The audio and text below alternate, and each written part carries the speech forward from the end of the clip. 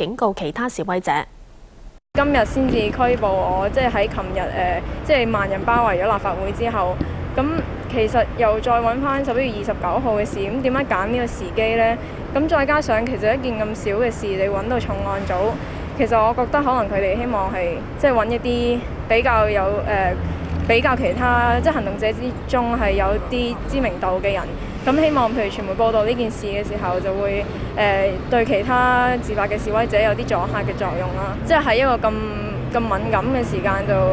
突然間告一個示威者襲警，咁我覺得其實好可恥嘅。陳巧文嘅代表律師話，警方係喺朝早拘捕啱啱出席完電台節目嘅陳巧文，指佢喺元旦遊行當日喺中聯辦附近涉嫌打一個女警，喺11月29號喺政府總部一個女警嘅條頸。而一批市民早前到警察總部外請願，包括社民連立法會議員梁國雄以及一批80後嘅青年同4-5行動成員等，抗議警方拘捕陳巧文。